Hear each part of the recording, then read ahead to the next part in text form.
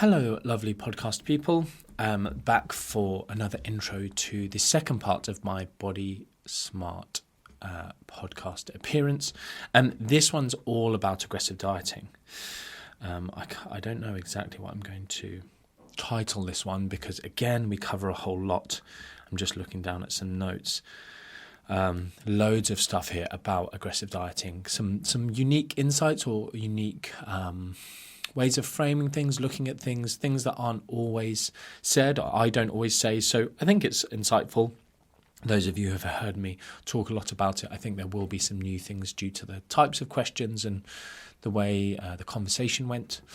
Also, just to quickly say, after I mentioned on the last podcast, if you want details about the aggressive dieting seminars anywhere, or just anything, I have. And do you know what? I'll put it in these show notes, hopefully on all of the different platforms, a link to sort of all my useful links about everything I do, the emails I send out with helpful information, sometimes free talks. It's obviously where I first ever put out the free version of my calculator. The calculator is coming soon. It's now pretty much done. It just needs to be put into, I guess, a product form. And the people who have been to the seminars have already started posting the amazing results they're getting with clients.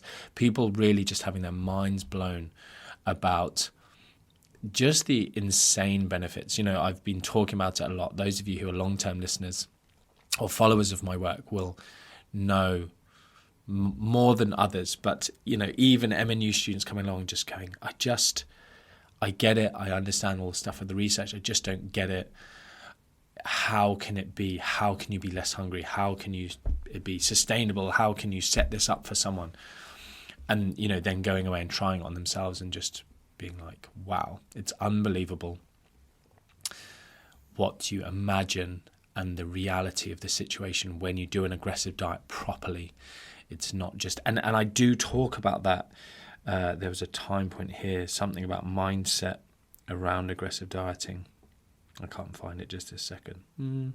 Apparently it's 25 minutes in. Anyway, loads of cool stuff. I hope you enjoy it. As I say, I'll put the link in the bottom here. It's the link from my Instagram bio, and it's just got a link to anything about M&U, signing up to getting updates from me. Often people say, "Oh, I missed this. How did I miss it?" And I'm like, "Are you on my email list?" And they say, "No, that's silly of me, isn't it?" And I say, "Yes, it is silly of you." So yeah, I don't email often. I'm not someone who spams. I'm not an email marketer. It's just so that I can drop you a friendly message. It's always me typing it. Saying, look, this is on, do you want to benefit from it? Or here's some free stuff, or here's something you should probably know, etc. Anyway, without further ado, hope you enjoy this second episode, and I will speak to you soon. Much love. Hi, I'm Jamie. And I'm Stacey. And this is the Body Smart podcast. And today we have with us the one and only Martin McDonald, CEO and founder of the MAC Nutrition Collective, which promotes evidence-based nutrition, education, mentoring and consultancy. So amazing to have you here today. Thank you very much for having me. So Martin, one of the things that we really wanted to get your take on was how to tackle a big weight loss goal. Because we often have a lot of clients who join us with 50, 60, 70 pounds to lose. Yeah. And that slow and steady approach can then feel like, blimey, that is going to be a long old slog. I know you've got some thoughts on other ways to tackle it. So tell us what you think. So since about 2015, I've been trying to help the sort of personal training, nutrition industry have another tool in their toolbox. So that there's this mindset around slow and steady is the best thing for sustainability. It's the best thing for everyone. Anything that's slightly more aggressive or fast will automatically lead to X, Y, Z. And when I've presented on this, it first came about actually because I was presenting to a really big audience of pretty well-versed evidence-based personal trainers. And normally I could walk into a room and do a presentation and blow people's mind by going, carbs don't make you fat. And then it's like, oh my goodness, that's amazing. If I said that to them, they're like, yeah, we know. we've seen, we've listened to your podcast, whatever. And so I thought, I went and actually looked at some of the questions that they were asking, and because they're all part of this big contingent. And I just saw this common theme of almost people scaremongering about the whole eating too little. And, eating too little will damage your metabolism. There's a whole metabolic damage thing. I don't know if you saw that big thing of like, you will damage your metabolism for life. And essentially the research does not support any of these contentions that rapid fat loss is uniquely bad. So what I will essentially say is like, provide me lots of different things of why you think dieting in a greater calorie deficit would be a negative thing. So you get people saying, well, you'll be more hungry, so you'll binge, or be more hungry. Then another one might be, it'll ruin your relationship with food, so you'll end up with binging tendencies.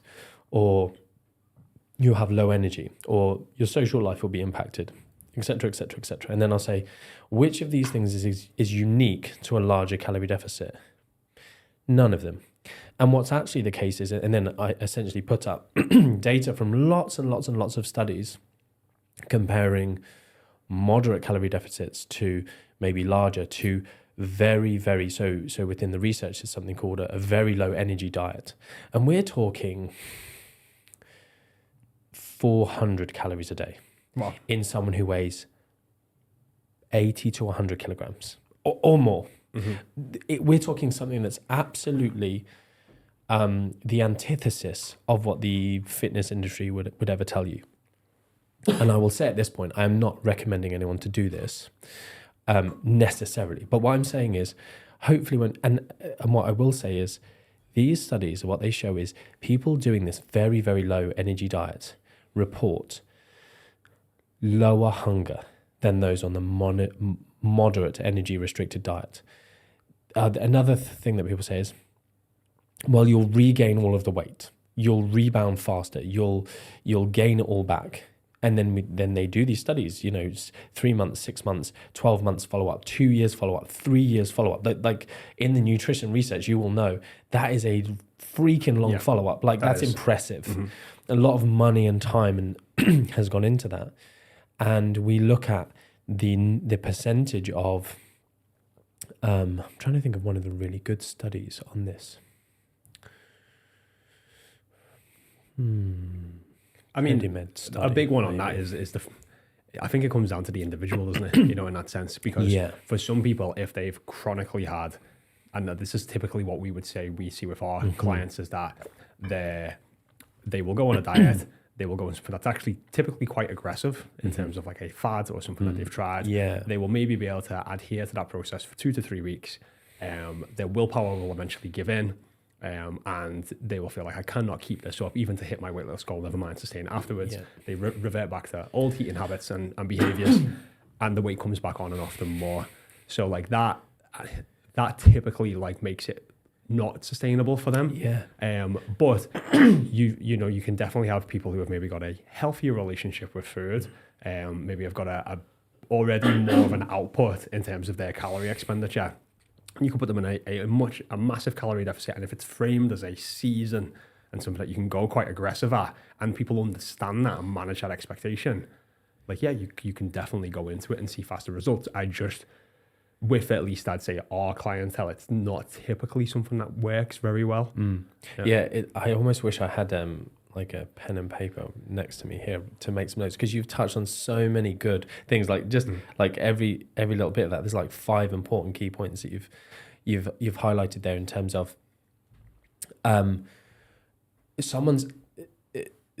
going back to that thing of where people, what they think is wrong with aggressive diets is typically we think of these fads, we think of these MLM companies that are selling these sort of ridiculous overpriced whatever shakes, have the shakes instead of food, etc. And as the evidence-based, or people who aren't just out to make money from people and want to genuinely help them, we see that and go, we definitely don't want to be those people. So what should we do that's different? Are we going to help people just with their habits and maybe a more moderate calorie deficit? So there's this thing of like people jumping into a fad and not intelligently, and then just rebounding and that sort of stuff. Then the next thing that you said was about the whole like relationship with food. It's such a big factor of, for me, so one of the fantastic things about, for instance, working with a coaching company like yours is you almost prepare people to maybe one day do something like this, because you will be instilling these like good habits. Because really, that's where the world fails. If diets do not fail, like I hate this bullshit about 95% of diets to fail. That's not evidence-based. I said this really nicely on someone's post recently. They're like one of these social justice type people. Oh, we can all, please tell me if I mispronoun you, and oh yeah, thank you for telling me, oh yes, blah, blah, blah. You know, it's just like this real like, thank you for the correction. I will make sure that in future I won't use that ableist terminology. You know, it's just like, and I go in with evidence-based, factual, peer-reviewed reference, non-bullshit, and say, you've said this, actually, here's some data. And it was just literally just this bitchy back chatting of just like, well, actually, I said this from Yoni Friedhoff's blah, blah, blah. And I was like, actually, this is what he says. I know him well. This is the research. So this 95% of diets fail is rubbish.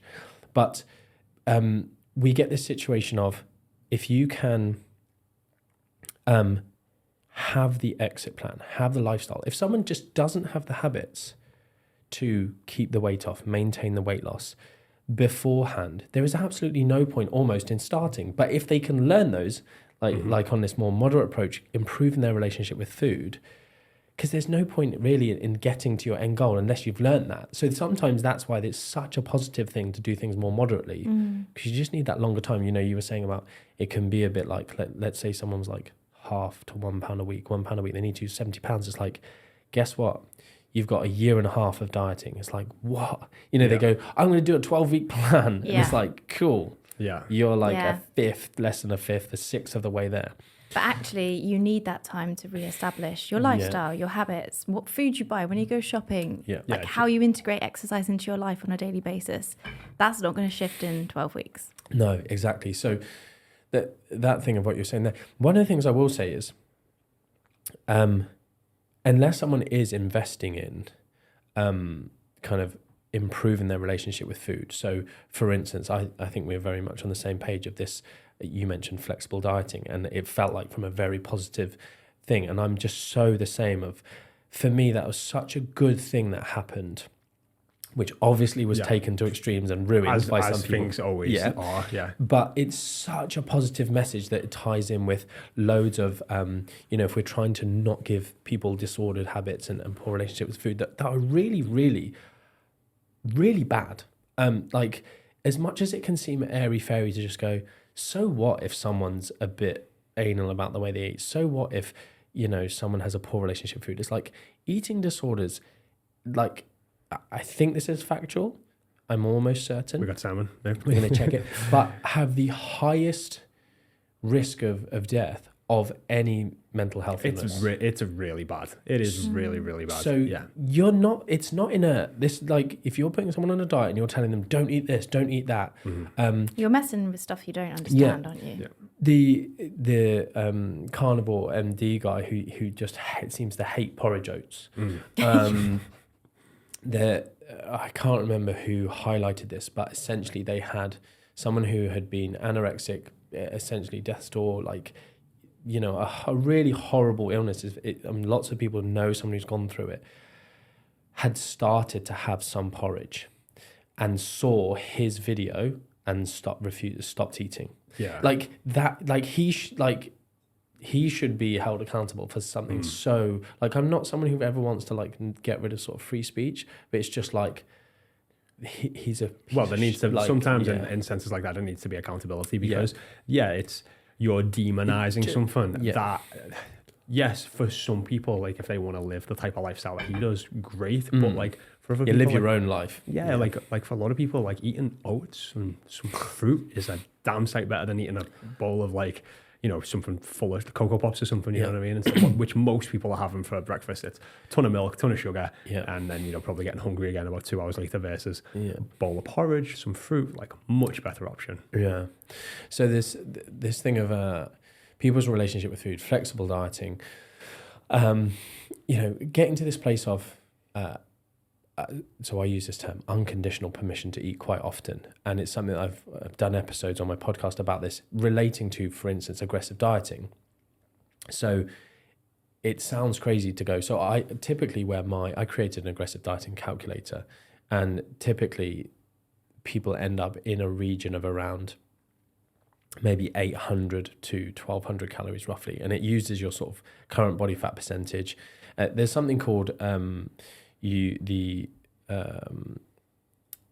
rate of presentation of substrate to the body that you can essentially use. So your amount of body fat actually dictates how much body fat you can lose. So if you have a high level of body fat, you can, through lipolysis, breaking that fat down, present it to the body, into the bloodstream.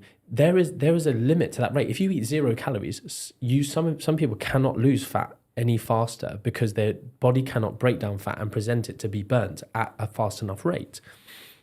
So this calculator essentially works that out for you.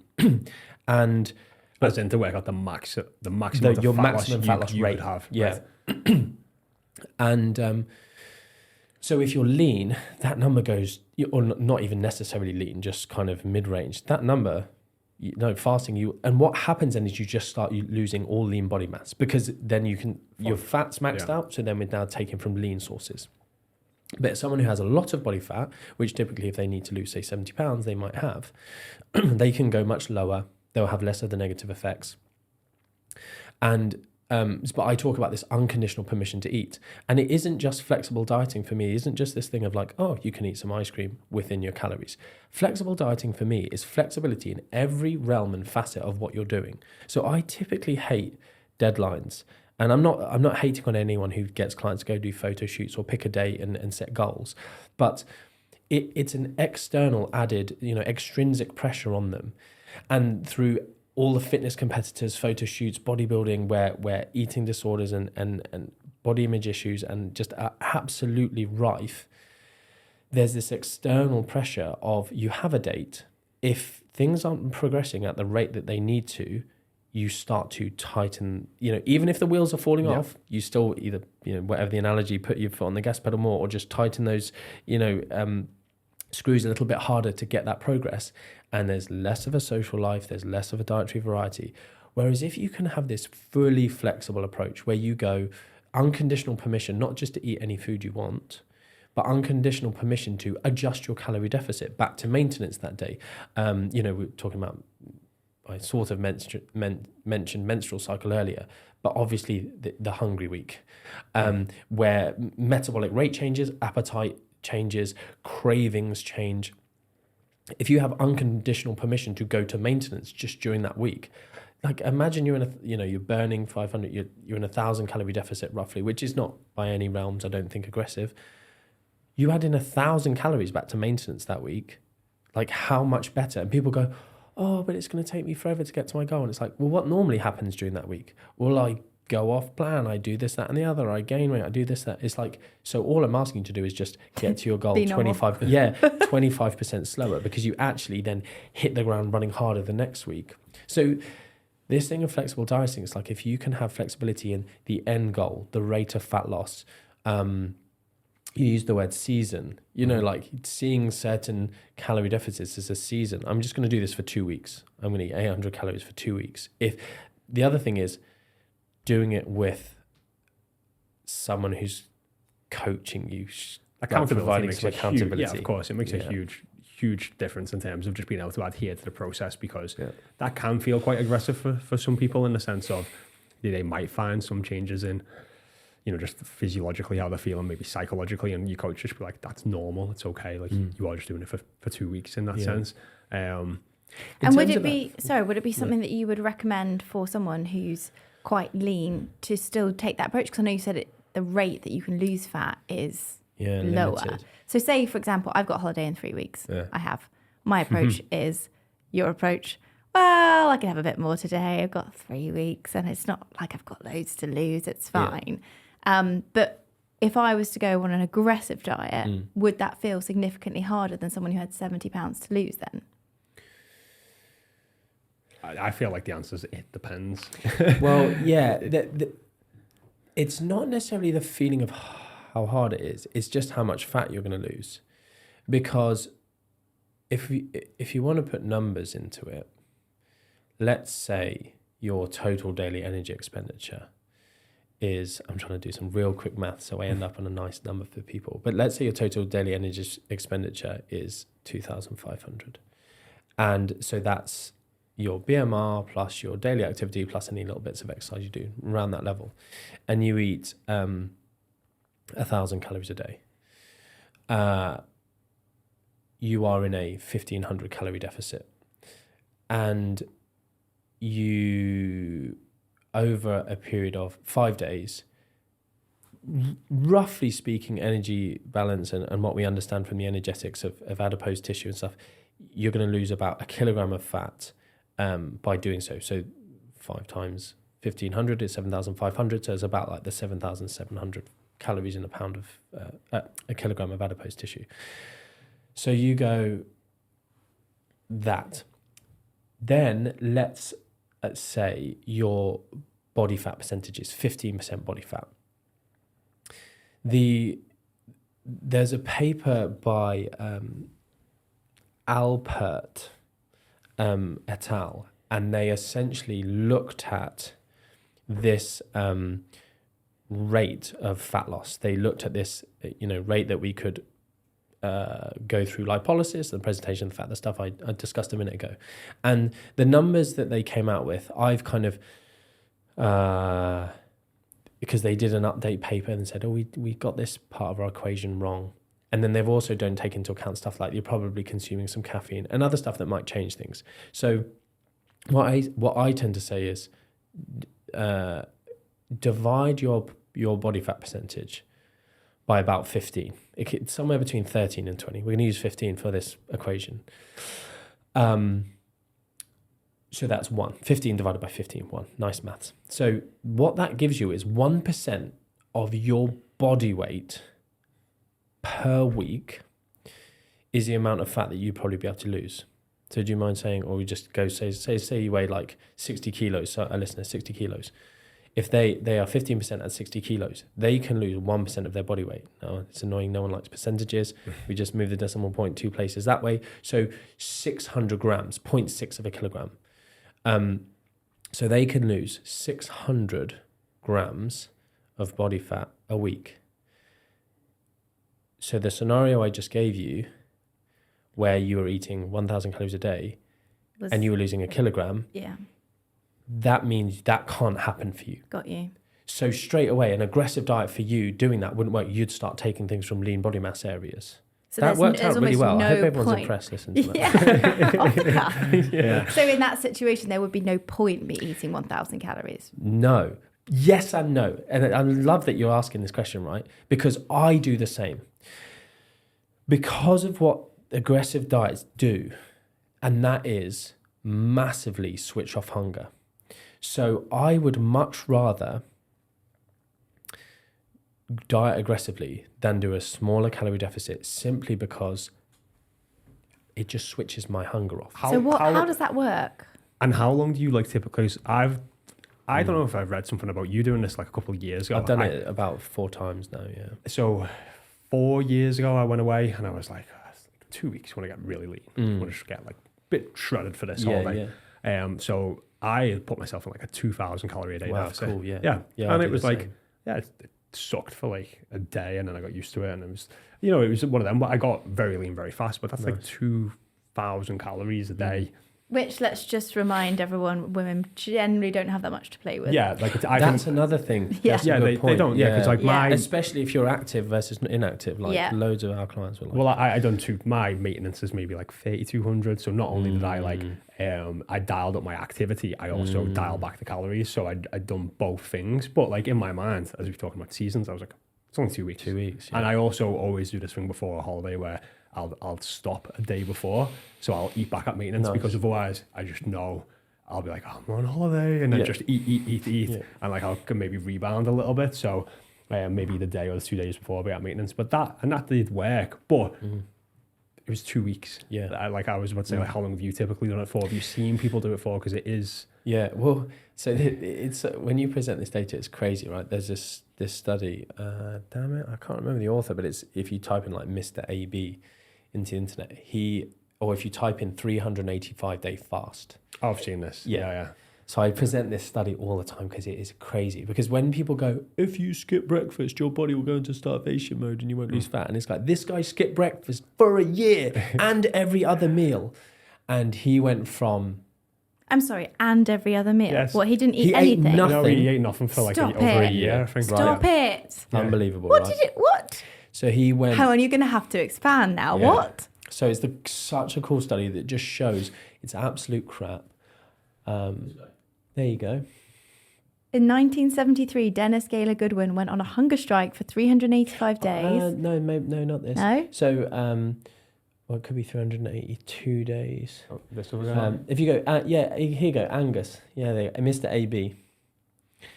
So he went from about, there you go, 125 kilograms to about 87, was he, afterwards? Okay, so it was in 1965, 27-year-old Angus really did fast for 1 year and 17 days. He ate no food at all and lost 125 kilograms. Yeah. Wow. Angus was reportedly sick of being obese and So it was checked under in- medical wow. supervision, which is important for us to say. Yeah, checked into the And- University Department of Medicine. Yeah. And essentially a few times, like, this is serious. And, you know, a couple of times this had some quite negative effects on his health. And they had to do some, I think it's potassium, which is obviously really important for your heart, got real messed up. And they did some stuff to help him out. But just what this shows you is, one, it's possible. Two, do you think this guy, it's like, there's a term called weight loss resistant females in the research, which typically means people who don't know how many calories they're eating. It's not physiological. It's a term, they're weight loss resistant, and then they do things to them, like put them in a metabolic ward with other people who are not weight loss resistant, and they do tests on them, and they give them the amount of food, and everyone ends up losing exactly the same amount of weight, proving that it's psychological. It's something, it's not nice to hear, and I love it. The podcasts for this reason, because you're not having to tell a client that they're a liar. You're not that they're lying to themselves, that they don't understand something, because that's a difficult conversation. It doesn't feel kind. But I've had so many people go, you know what, you woke me up to my own bullshit. I was making excuses. I was doing it 5 days, but not 7, etc. But this whole thing of like, oh, I think I'm eating too few calories to lose weight. Well, Mr. AB ate 0 calories. Like, it's not a thing. You can't eat too little to lose, Yeah. You've probably just blown my mind today. Yeah. Good. I love it. That's always my goal. I actually met a yogi one time who told me she was an aeritarian or something. Aeritarian. Aeritarian or something. Aeritarian. I just survive off air. And I was like, that's not true, is it? But I mean, maybe there was. Because you will end up, this is the other thing, you'll end up dying. Like, it's starvation. But he had 100 and whatever it was, 25 kilograms to lose. Like, he got to a normal weight and he started eating food again. So the argument on this sometimes is, well, won't I become malnourished? Yeah. So, like if I'm eating 400 calories a day or 800 calories a day, am I going to become more malnourished? Am I going to lose my period? Am I going to have other parts of my body shut down? Yeah. Because your body technically, even though people it is looking to reserve energy and survive. Yes, the starvation response. Yeah. That is a good factor for us to discuss as well in all of this. So, you've asked how long I did it, and then I've mentioned Mr. AB there. But so it depends on how much you've got to lose. People always say to me, how long can I do this for? Well, with the fortunate invention of vitamins and minerals, we can ensure that we're not going to get deficient in anything that's really super important. We can obviously take a fish oil if we're not eating fish, just to ensure that little bit of EPA or DHA. We can ensure that we get good dietary fiber variety from very low calorie sources. We're not, eating 800 calories of white bread, or you typically are picking. Muscle loss we can protect by ensuring that actually. So from another area of the research is the research into protein sparing modified fasts. So these are typically done maybe before certain surgeries. They're typically like to defatten the liver, and it makes surgery a bit more safe. And essentially, you're trying to preserve muscle tissue whilst losing as much weight in as much fat in as little time as possible. So this is where my calculator was telling people to go towards this like protein sparing modified fast region, but appropriate to actually how much fat they can lose. I'm going to release a new one soon, which, coming back to your point, is it pointless or is it not useful? I still do it because although I understand that I'm losing some lean body mass does not equate to muscle tissue necessarily. So your myofibrillar proteins, that could simply be like muscle glycogen. So we've got a few thousand calories worth of muscle glycogen. When we lose that glycogen, we also lose quite a lot of water. So the scales also go down, which can feel kind of motivating as well.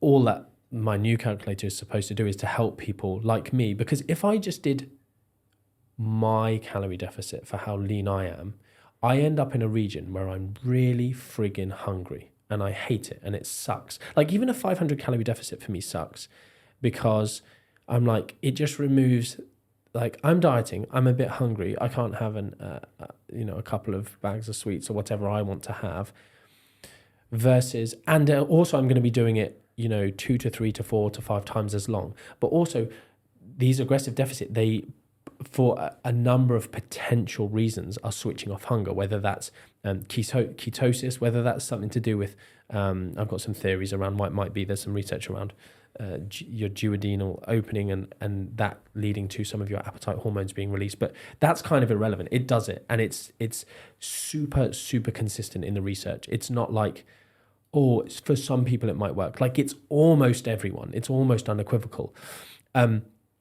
So hunger switches off. So for me, I'm like 1 to 4 weeks. I think my longest ever was 35 days. And what sort of calories are we talking there? Like what's your normal and what you? So probably my maintenance is like 3 to 3.5. Yeah, 3,000 to 3,500 maybe. A bit lower normally because sometimes I'll only do like 800 steps a day because I'm so lazy. But like obviously when I'm just all the women are hating you. I know. You do 800 steps and get 3,500 calories. Yeah, I mean there is so many reasons to hate me in terms of I can be 23% body fat and still have a six-pack because of where I store my fat. Yeah. I have no appetite. Like in general, I have a very low appetite. When I get stressed, I don't stress eat. I stress don't eat. So I have all these like annoying, like you said, I don't need to sleep. Like another reason to hate me. But anyway, no hangovers. No hangovers. Like the list is growing. I get when people hate me. I have no upset if people are like you're. Yeah, no, whatever. not at all. Yeah, sure. So, but I think that some people walk around like arrogant with some of these things. Like I've got a six-pack. It's like, mate, you're 20 years old. You have no job, no family, no children to look after. Like it's not impressive having a six-pack. It's like, but I'm very much. I get these things and it's not because I'm great. I've been dealt a good hand of cards and I feel privileged and I'm not going to be a douchebag about it. But it's good that you can even say that, because a lot of people will be like, well, I look this way or I have and this. If I can do it with kids and a job and a business, then you can. Exactly, yeah. We've all got the same 24 hours in a day. So the reason so going back to your thing in 3 weeks, because I know you're going to end up using this, you need to do some refeeds. So you will be losing some muscle glycogen, and therefore you might need to do a day of a refeed with just very, predominantly carbohydrate, keep protein the same, keep fats very low, restore those levels, and then, because you can continue your weight training and stuff like that. I typically do say, if anyone ever does try this, you also can't be doing your CrossFit, your classes, your spin classes. Like you're not eating any calories. Yeah. And your hunger will switch off and you will make progress. Like I'm sure you guys teach this, like exercise is not a great tool for weight loss. We can increase our activity levels like you were saying earlier, but it's not like diet is such a powerful factor. It's like how many calories can you burn like doing a spin class? And some people talk about, should I eat the calories back? And I know there's back and forth on these things, but eating is energy in is this massive factor that just plays a role. So in your instance, it'd be like, I would, and this is what I do before every situation where I'm going to take my top off, is aggressive diet, do these refeeds, simply because it's just so much easier. Like, I get into a mindset, I give myself unconditional permission to eat. That's a great thing that you said about stopping the day before, going back to maintenance, sort of eating those things. But even then, I often do this before these all-inclusive holidays. But because during my it's a mindset thing, and this is why I talk about the habits, I haven't got a food which has power over me. There isn't a food where it's like, I can't have that. And then when I have it, or I feel stressed, or I have an argument with a partner or anything like that, I suddenly want to comfort myself with that food. If you have those foods, you're destined to fail any diet process ever. You need to get away from there being some food that is bad, that is naughty, it's special, because we all want what we can't have. But I think that's where, if you're going into an aggressive diet and you maybe haven't, realized that you've maybe got some issues with food that you need to address, some emotional eating or some problems with food, that aggressive diet then can possibly physiologically make you lean into that food more. And then we sometimes have just seen that can create that cycle of like restrict and binge, like aggressive diet, 500 calories, 500 calories, 500 calories, 5 bags of M&Ms and 3 pizzas, and just like, and then guilt and shame and frustration, and I must try harder and go again. And then repeat again, so it's, but like I think that's why it's always like, and people hate this answer, it depends. It does. And that's why it's nice to have someone coaching you to kind of talk through, why are we doing this? Like, you can pick up as a coach, is someone trying to hate themselves into change? Like, it's not going to improve your happiness. Like, it's not going to change these sort of deep rooted feelings. Like, weight loss, being a certain weight, doesn't automatically change these things. So it's like, we need to be doing it for the right reason, and likewise not just doing it because it's the easy option. Oh, I'm going to do this crazy thing, fad or whatever, because it's the easy option, because that other stuff is like, you have to get comfortable doing the boring overall habits of, your vegetables, your mostly unprocessed foods, etc. If you can do that, and that's your day-to-day, and that's your default. Like, my default on holiday, on an all-inclusive holiday, is a really varied, really healthy diet, plus, what's it called? Breakfast, dessert. It's like, because it's there. And you have it on that what we go to that. But it's not like, oh my goodness, these are foods I can never eat. I'm going to absolutely binge on alcohol. I'm not going to eat a single vegetable the whole of holiday. Yeah. Like, it's just, I might be in a calorie surplus. The other thing is, if you rock into that having dieted, it's basically classical supercompensation theory of carbohydrates. You basically carbo load on holidays. So some of those extra calories don't go anywhere. They just go into your muscles, and so you become carbo loaded. So carbo loaded, you can go and run a marathon. I think you touched on it a little bit before. It's when you just have those only extrinsic goals of a holiday, and you aggressively diet, or you do something for that holiday.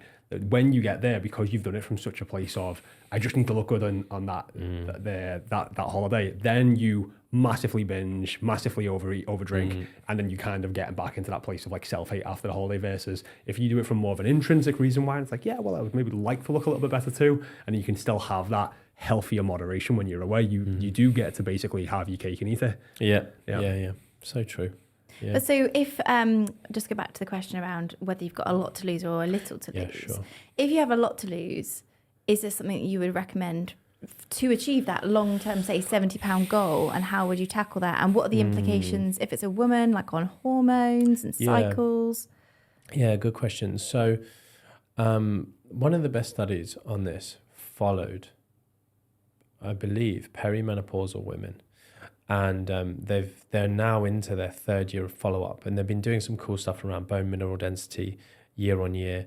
And that's one of the only... so they've looked at percentage of individuals on moderate versus these very extreme calorie deficits who are able to maintain these clinically meaningful levels of weight loss that are improving their health and improving lots of different outcomes. And one of the only negative impacts that they've seen is in the... very low energy diet is slightly reduced bone mineral densities.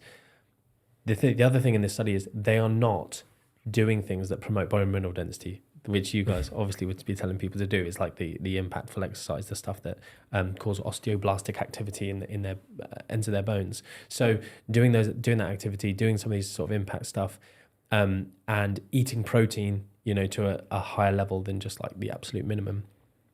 And so one of the important things with regards to over the long term in a female, so some people will use this as they might need to lose weight for fertility reasons. And then it's a case of, well, actually being on an aggressive diet is not good for fertility in the short term, but actually using it as part of the Brucey bonus answer to your question is multiphasic dieting. This 70-pound goal that you keep talking about is split it into phases, seasons, whatever. Yeah. And looking at, okay, we can put some 1 to 4 week periods within this where we might go to this calorie deficit. The thing to bear in mind here is if we just go £1 a week for 70 weeks, which is potentially unrealistic, but maybe if it's £2 and then it goes down to £0.5 by the end, we can average it at 1. You got 70 weeks. How long is that going to take? Like Mr. AB, we're talking 385 days, 125 kilograms. So we're talking like 250, 520, like 4 times slower. Yeah. Yeah, it's unbelievable. So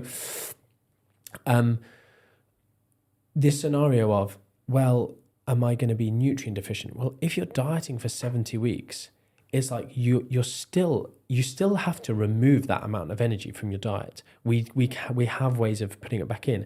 And if you have diet breaks, you have periods of lower deficit, moderate deficit, and these maybe faster periods where you can dig in. Again, using your life as like, where have you got low stress? I'm moving house. We're not going to do something of high stress. I'm, whatever, like planning our wedding, like high stress. Like use those periods. It's like, I've got a period where work is not too busy. Whatever in my life is making these things good, I'm going to do this for these few weeks. It's not going to damage someone. I suppose this is an important thing to say is, unless it's taking someone into an unhealthy body fat range, so very low body fat, it's highly unlikely that it's going to have these. You're going to lose your period because you didn't eat enough. Like you might, changes in lots of different things, stress and energy intake and stuff can cause 1 month of missed period, but it's not going to cause you to become amenorrheic unless your body fat goes too low. So, if it's someone who's wanting to lose 70 pounds because they want to try and conceive, it's like the way you do that is not really the big issue. It's more where we end up. We're going to end up, we put calories back in at the end, so that they're back at maintenance, and we have lots of sex and we might get a baby. And if there's other stuff that we're talking about with regards to maybe PCOS is there or whatever, there's certain supplements we can take that can help with fertility. But with regards to the aggressive deficit, you can use it. And that, there have been people who have used it just start to finish of the 70 pounds. It's going back to that, it depends thing. So, it's just important that, by using that, for instance, that sort of rough equation that I've given there of like, this is roughly what you can expect of your weight loss is coming from body fat. So if they are maybe 45% body fat, which is a very normal level of body fat for a female who has some excess body fat. It's not, some people go like 45%, that's crazy. It's like, it's not really. Like an average female might be like 30% body fat. So someone who has, over time gained some body fat, 45% is not crazy. So you talk about that person being able to lose 3% of their body weight, and that whole 3% all coming from body fat. So then you go, well, that person weighs, let's say 100 kilograms for easy maths. You're going, they can lose 6.6 pounds of fat, pure fat, a week. And it'll all come from fat. All of that weight loss is fat. And then this is when you do see people losing like 10 pounds a week. Mm-hmm. It's 6.6 pounds of fat and 3.4 pounds of water. But I'm discussing scenarios without the whole context of the whole person and their whole diet. Yeah. This is the mathematical thing. But it is possible. Mm-hmm. People go, you can't. you've probably only lost £1 of fat, £9 of water. It's like, no, you haven't. When you know the maths, when you know the research, when you actually understand stuff, and you're not just some idiot on the internet, personal trainer, Instagram influencer, just saying what you think instead of actual science, we can go, that is actually possible. Now, can someone lose 6.6 pounds of fat? Because then you start converting that into the mass of it. That's like 23,500 calorie deficit over a week. Like, that's a lot. It is, but if you are a big person and you've got a high BMR and you're already doing some steps, you'll burn more calories off even just moving. Yeah, so, it can happen. Yeah. Sorry to interrupt. Just a quick ask. If you are enjoying this podcast, we do ask if you would go and hit that subscribe button, because our goal is to be able to help all of you guys become body smart. And the way we can do that is by getting better guests on, more experts. And the bigger this podcast gets, the more guests we can get on here. So it's cool, and I think it's exciting for people to realize there's more than one way. They need to lean into it carefully and be honest with themselves. I've done several podcasts around this, which I always encourage people, go and listen to all of these before you try undertaking this. I think when I was giving out my calculator, I said, I sort of linked to these, you have to listen to these 5 podcasts. They're only short, but it's just like ways to think before starting, an aggressive calorie deficit. Mm-hmm. And because it is just important, like you can't, the whole unconditional permission to eat thing. I find people go, oh yeah. No, I know I can eat any food I want. And it's a bit like, you can't just say it. Like you truly need to mean that. It's like, your partner goes, oh, do you love me? And you're like, yeah. Well, say it, I love you. No, say it like you mean it. Like, oh, I love you. And it's like, no, I know I can have a donut. It's like, do you really? Like, if you want a donut, are you truly going to let yourself have a donut?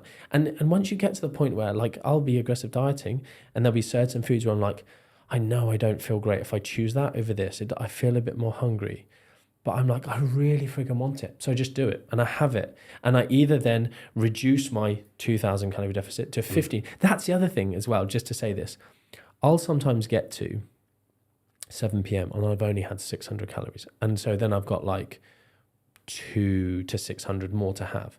But let's say I'm really, really hungry and I go, do you know what? I'm going to have 2 meals for dinner.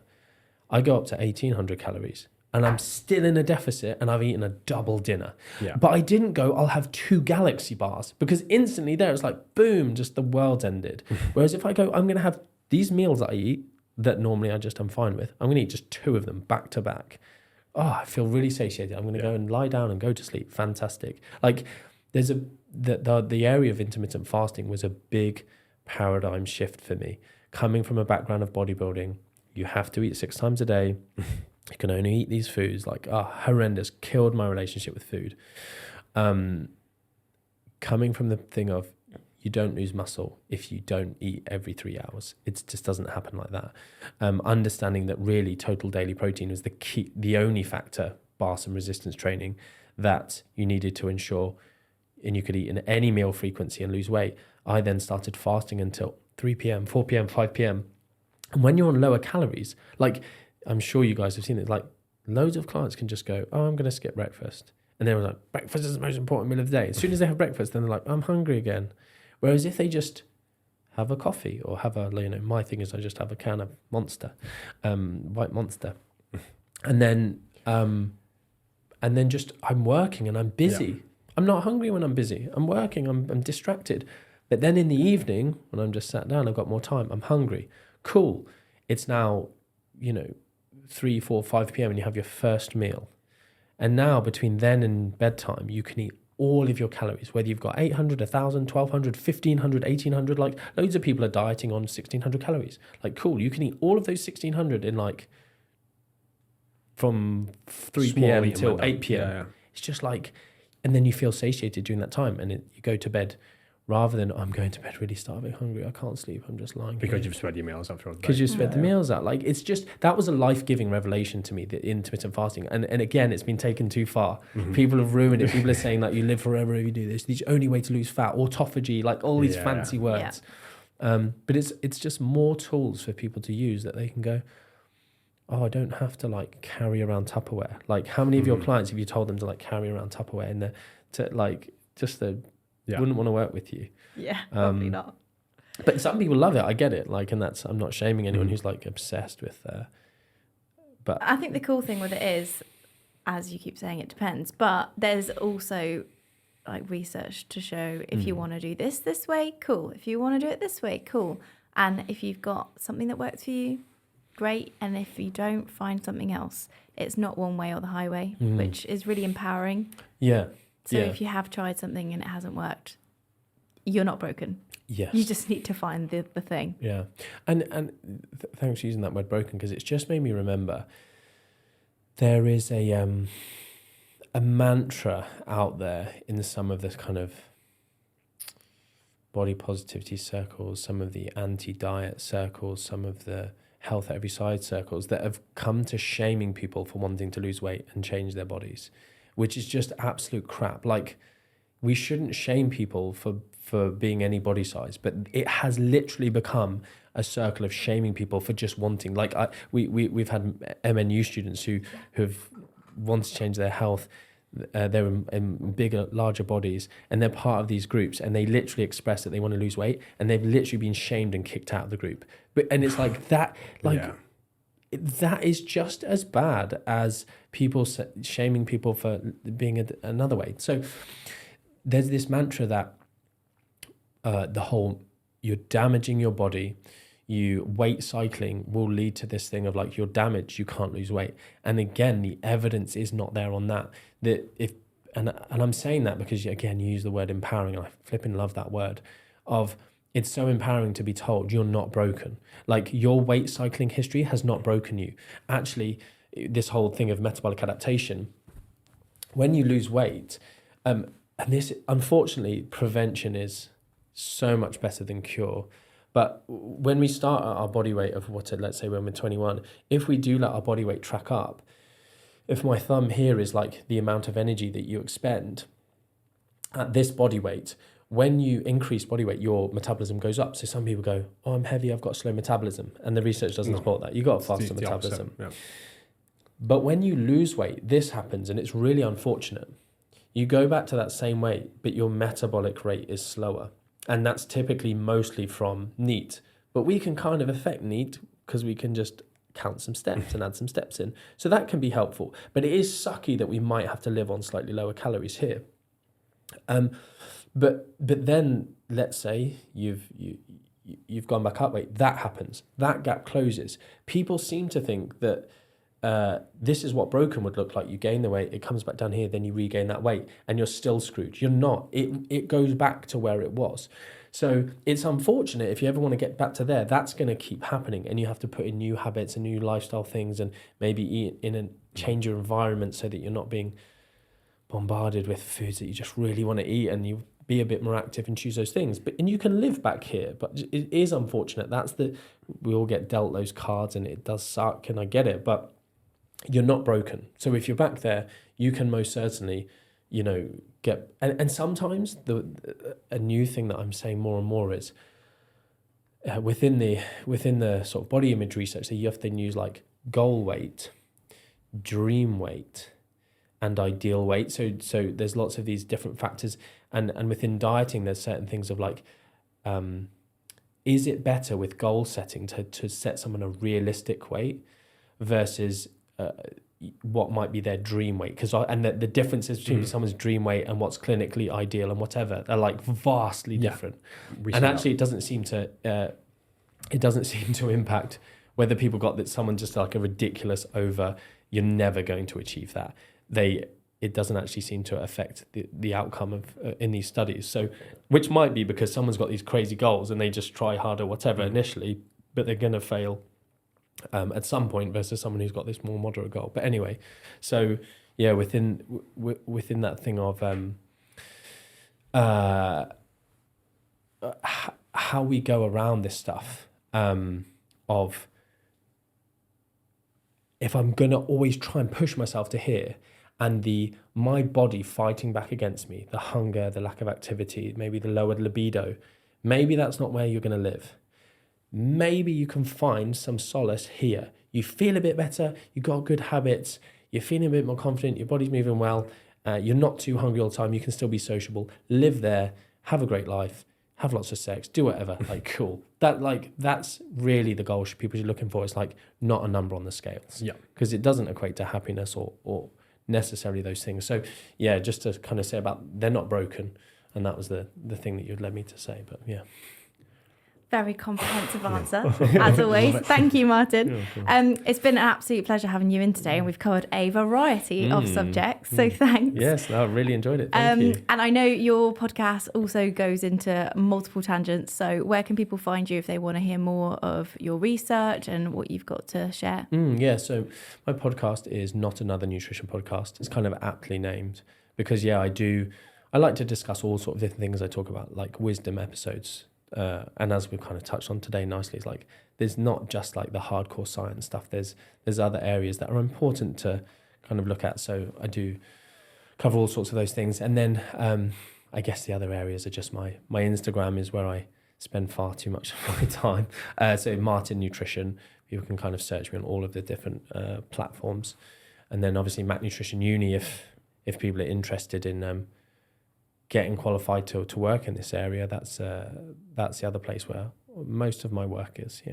Yeah. Fantastic. Cool. Well, thank you for making the trip up to Liverpool to see us. Yeah, it's been great. Thank you. Yeah, thank you very much. If you've been listening to the Body Smart podcast, you will know we work with women on a one-to-one basis. Now, our goal is for you to become a Body Smart graduate, and that means we help you hit your weight loss goal, but most importantly, we help you develop the skills, habits, and traits to make a sustainable change so you never gain that weight back. If you're interested and you're ready, willing, and able, we can guarantee that we will get you results. You can find out more with the link in the description.